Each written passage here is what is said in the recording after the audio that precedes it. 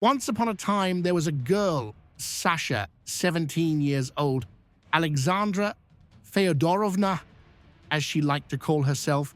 She studied, worked at home, and dreamed of having a family. All this came to an end with the outbreak of the Second World War. She would have lived further in her town, maybe she would have become a nurse or just helped as much as she could in the rear. But fate ordered otherwise. The Germans came to their town and took almost all women and children to the camp Auschwitz. Sasha studied very well at school, and German was especially easy for her. So when they arrived at the camp, she spoke German to the receiving officer, and he left her by his side. This is how Alexandra became an interpreter. Despite this, she did not have it much easier than the other prisoners. She was given a ration once a day. It was a piece of bread made of some bran and grass. But she was not beaten or forced to work 12 hours like the others. Once she angered the management and was thrown into the punishment cell. There she spent 4 days in the dark without food at all, even that piece of bread she was no longer given. Sasha realized that soon she would be executed. The girl lay on the floor and just waited for them to come for her. Finally, the door opened and a young German came in. He approached the girl lying on the floor, gave her a hand, helping her to get up. "Let's go quickly," said the German excitedly. "Where are you taking me?" Sasha asked. "You'll find out soon. Let's go." The German pulled her by the arm. Sasha barely moved her feet and followed the boy. They crossed the yard.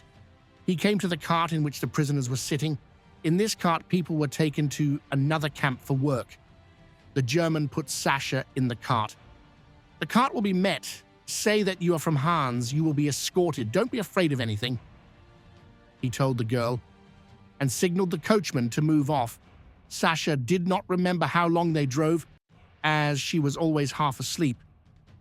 At last they arrived at the gate, and an officer approached the cart. "I am from Hans," whispered Sasha in German. Further, the girl did not remember anything.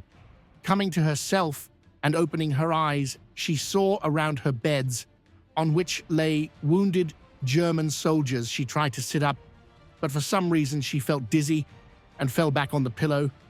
A moan escaped her lips. Just then a nurse came up to her and spoke to her in German. Sasha realized that she needed to lie down, and now she would be given broth to strengthen her body. Sasha had been in the German hospital for almost a week.